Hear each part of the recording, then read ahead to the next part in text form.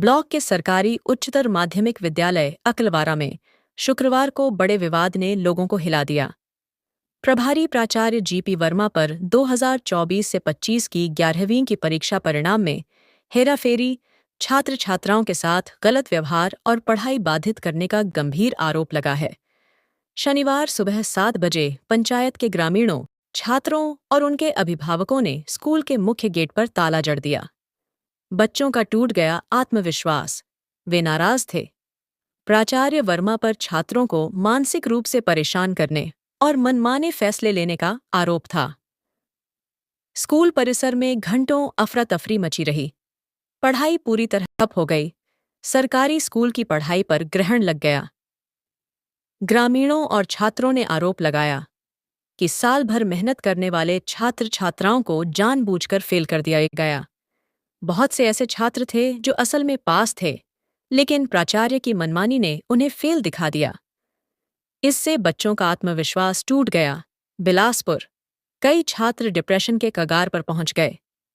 एक अभिभावक बोले, हमारे बच्चों के साथ अन्याय हुआ है।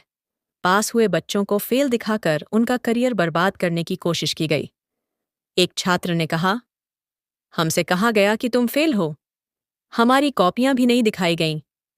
हमारी मेहनत बेकार हो गई। घर में सब लोग दुखी हैं। पता नहीं अब आगे क्या होगा। एक छात्रा रोते हुए बोली, हम गरीब परिवार से आते हैं। पूरे साल पढ़ाई की, पास थे फिर भी फेल कर दिया गया। रायपुर के 7 जिलों में 1432 स्कूल जर्जर, 500 करोड़ रुपए का बजट पास, फिर भी काम अधूरा। राज्य निर्माण के 25 साल बाद भी छत्तीसगढ़ के कई जिले में दर्जनों ऐसे सरकारी स्कूल हैं जहां बच्चे जान जोखिम में डालकर पढ़ाई करने को मजबूर हो रहे हैं। कारण सरकारी स्कूलों का जर्जर होना है। इन स्कूलों की दुर्दशा ठीक करने के लिए पूर्व सरकार ने 500 करोड़ रुपए का बजट रखा था। इसमें काम भी शुरू हुए, लेकिन कई क्षेत्रों से भ्रष्टाचार की शिकायतें आईं तो वर्तमान सरकार ने काम रोक दिया है। अब मामले की जांच हो रही है।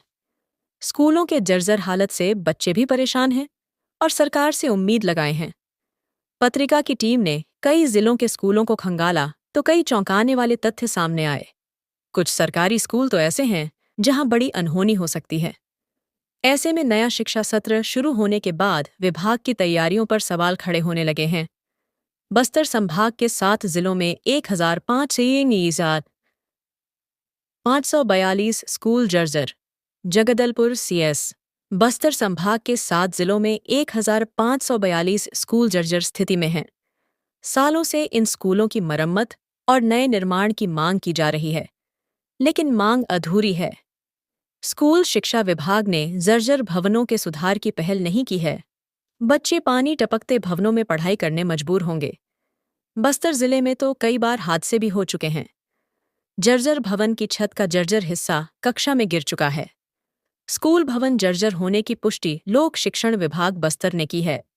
विभाग के मुताबिक बस्तर जिले में सर्वाधिक 546 स्कूल भवन जर्जर स्थिति में हैं। इनमें सबसे ज्यादा प्राथमिक शाला 394, माध्यमिक शाला 141, हाई स्कूल 5 और हायर सेकेंडरी 6 भवन शामिल हैं। बीजापुर में 97 प्राथमिक शाला, 20 माध्यमिक शाला जर्जर है। दंतेवाड़ा में 45 प्राथमिक शाला, 6 माध्यमिक शाला। कांकेर में 281 प्राथमिक शाला, 94 माध्यमिक, 2 हाई स्कूल और 1 हायर सेकेंडरी स्कूल भवन जर्जर है। कोंडागांव में 198 प्राथमिक विद्यालय, 103 माध्यमिक शाला, 2 हाई स्कूल, कुल 303 जर्जर हो चुके हैं। नारायणपुर में 12 प्राथमिक शाला, 8 माध्यमिक शाला, 1 हाई और 1 हायर सेकेंडरी स्कूल और सुकमा जिले के 90 प्राथमिक शाला, 30 माध्यमिक शाला, 3 हाई स्कूल तो एक हायर सेकेंडरी जर्जर हैं। कांकेर, 9 जुलाई को देशव्यापी हड़ताल। सड़कों पर उतरेंगे 20 करोड़ मजदूर, किसान भी होंगे शामिल। ये सरकार निर्माण मजदूरों के साथ छलावा कर रही है।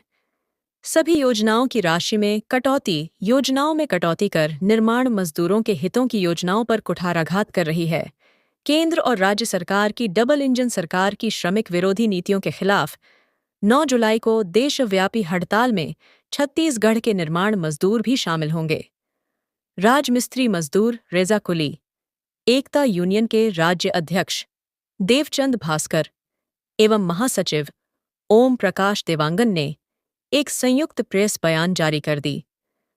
केंद्र की भाजपा सरकार श्रमिकों के श्रम कानूनों को समाप्त कर 4 श्रम जिससे श्रमिकों का शोषण और तीव्र होगा। मजदूरों के साथ छलावा कर रही सरकार, मालिक, ठेकेदार का मुनाफा को सुनिश्चित करने के उद्देश्य से ही श्रम कानूनों को समाप्त कर मजदूरों के अधिकारों पर हमला किया गया है। उन्होंने कहा कि मोदी के नेतृत्व में चलने वाली यह सरकार सिर्फ अपने कुछ मित्रों कॉरपोरेट घराने को ही लाभ पहुंचाने का काम कर रहा है। देश के श्रमिकों, किसानों और दूसरे तबकों की स्थिति दिन प्रतिदिन बदतर होते जा रही है। वहीं दूसरे तरफ मोदी के मित्रों कॉरपोरेट घराने के मुनाफे में बेतहाशा वृद्धि हो रही है। ये सरकार निर्माण मजदूरों के साथ छलावा कर रही है। सभी योजनाओं की राशि में कटौती योजनाओं में कटौती कर निर्माण मजदूरों के हितों की योजनाओं पर कुठाराघात कर रही है। मजदूरों को यूनियन के संगठित होने से रोकने के लिए अलग अलग पैंतरा कर रही हैं। मजदूर यूनियन में एकजुट न हो सके, इसीलिए मजदूर पंजीयन के नियमों को शिथिल कर गैर मजदूरों का पंजीयन किया जा रहा है और वे अपनी राजनैतिक प्रभाव का उपयोग कर योजनाओं का लाभ ले रहे हैं और मजदूरों के अधिकार को छीन रहे हैं। 9 जुलाई को देश के मजदूर का हड़ताल मजदूर नेताओं ने कहा कि पूरे छत्तीसगढ़ में निर्माण मजदूरों की पंजीयन में भारी घोटाला हो रहा है। रायगढ़, चांपा, दुर्ग, रायपुर, बालोद, कोरबा जिला में मजदूरों के द्वारा पंजीयन हेतु ऑनलाइन आवेदन के बाद भी आवेदनों को बिना उचित कारण से अधिकारी और कर्मचारी मनमानी ढंग से निरस्त कर दे रहे हैं।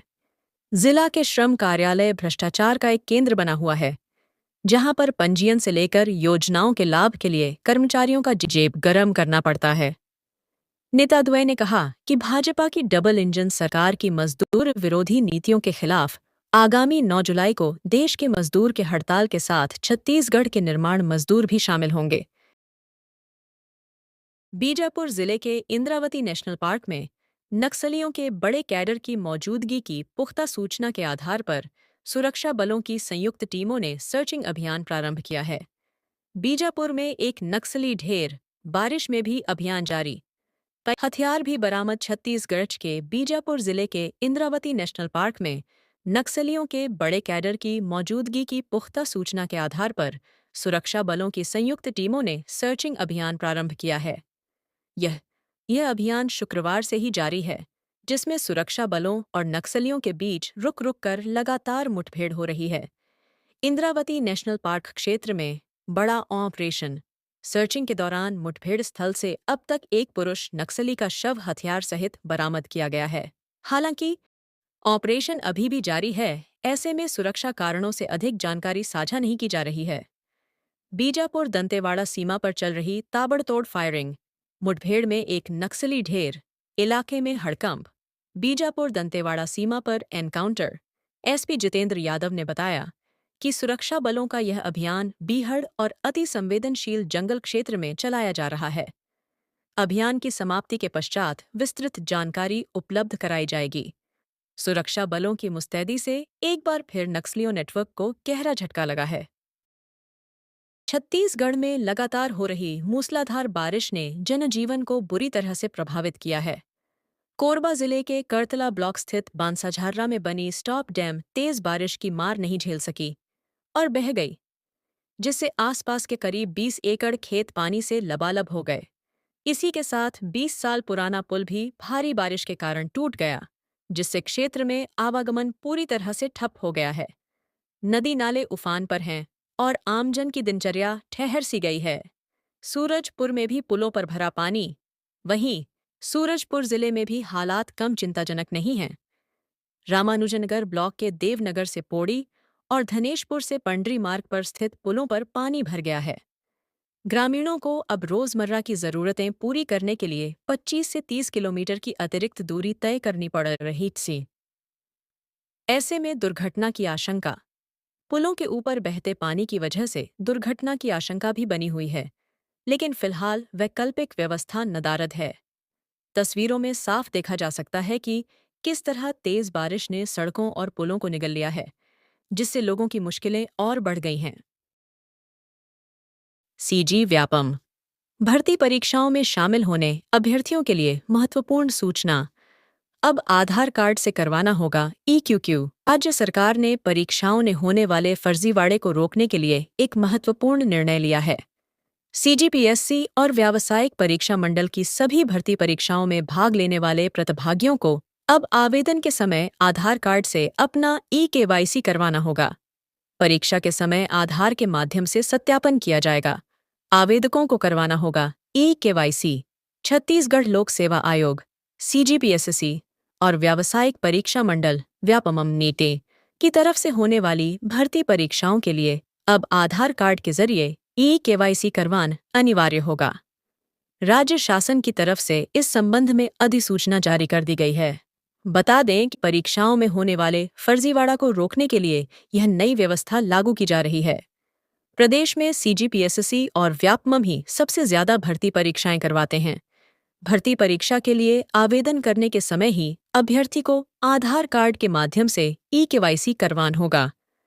परीक्षा केंद्र में आधार कार्ड से मिलान होने के बाद ही अभ्यर्थी को परीक्षा देने की अनुमति दी जाएगी।